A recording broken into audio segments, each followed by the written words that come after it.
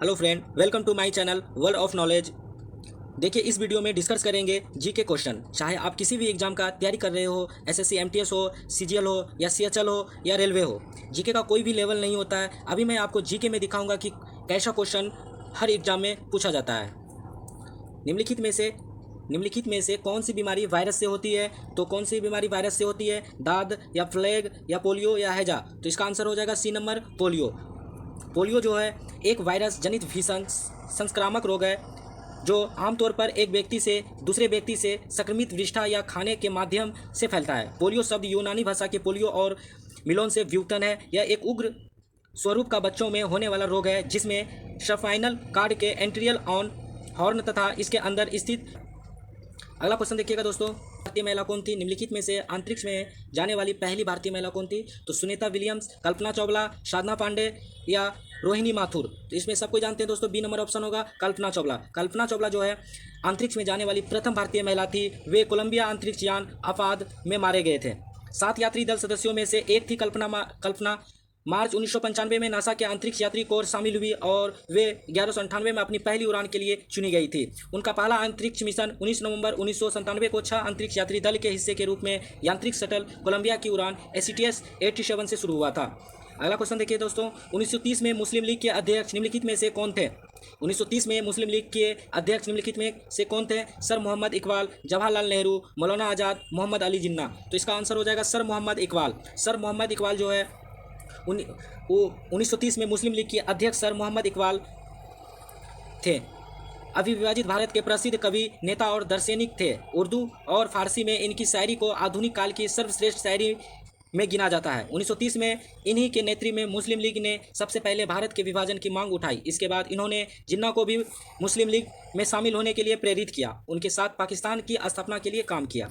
अगला क्वेश्चन,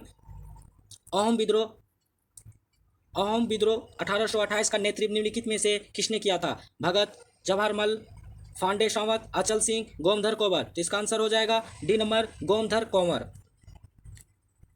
गोमधर कुंवर जो है अहोम विद्रोह 1828 का नेतृत्व गोमधर कुंवर ने किया था। असम के कुली वर्ग के व्यक्तियों ने ईस्ट इंडिया कंपनी पर बर्मा युद्ध के समय किए गए वायदे से मुकरने का आरोप लगाया। कंपनी द्वारा ने न मानने पर 1828 ईस्वी में अहोम सरदारों द्वारा राज परिवार के कुंवर गोमधर को राजा घोषित कर दिया। अहोम विद्रोह का भूगोल फूक दिया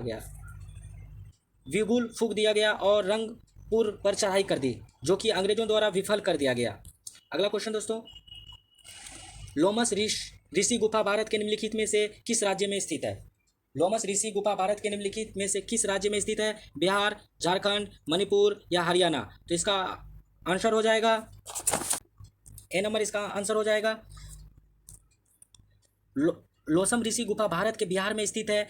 मेहराब की तरह के आकार वाली ये ऋषि गुफाएं लकड़ी की समकालीन वास्तुकला की नकल के रूप में है। द्वार के मार्ग पर हाथियों की एक पंक्ति सपूत के स्वरूपों की ओर घुमावदार दरवाजे के ढांचे के साथ आगे बढ़ती है। लोमस ऋषि गुफाएं भारत में चट्टानों को काटकर बनाई जाने वाली गुफाओं की वास्तुकला के सबसे आरंभिक उदाहरण है, जिनमें मौर्य काल में निर्मित वास्तुकला संबंधित विवरण मौजूद है। अगला क्वेश्चन देखिएगा दोस्तों, संविधान सभा के सचिव निम्नलिखित में से कौन थे?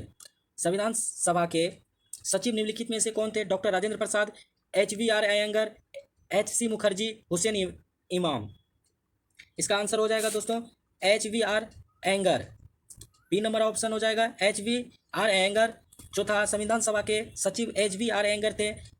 हुराब वेंकटेन सिन्हा वरदराज अयंगर भारतीय रिजर्व बैंक के छठे गवर्नर थे। ये जो थे छठे गवर्नर थे। इनका कार्यकाल 1 मार्च 1997 से 28 फरवरी 1962 तक रहा। अगला क्वेश्चन, महान खिलाड़ी मेजर ध्यानचंद ने निम्नलिखित में से किस खेल में भारत का प्रतिनिधित्व किया था? बैडमिंटन या क्रिकेट या हॉकी या कुश्ती? तो इसका आंसर हो जाएगा हॉकी। सी नंबर आंसर हो जाएगा हॉकी। अगला कौन सा देखिएगा, 1977 में पद्म भूषण से सम्मानित प्रसिद्ध संगीतकार अन्नपूर्णा देवी निम्नलिखित में से किस वाद्य यंत्र से संबंधित थी? बांसुरी, वीणा, गिटार या सुरवहार? तो ये तो डी नंबर आंसर हो जाएगा सुरवहार। अगला क्वेश्चन देखिएगा दोस्तों, चट्टग्राम पहाड़ी क्षेत्र निम्नलिखित में से किस देश में पाए जाते हैं? छठग्राम पहाड़ी जो है क्षेत्र निम्नलिखित में से किस देश में पाए जाते हैं? भूटान में या भारत में या बांग्लादेश में या नेपाल में? तो इसका आंसर हो जाएगा बांग्लादेश में पाए जाते हैं, सी नंबर।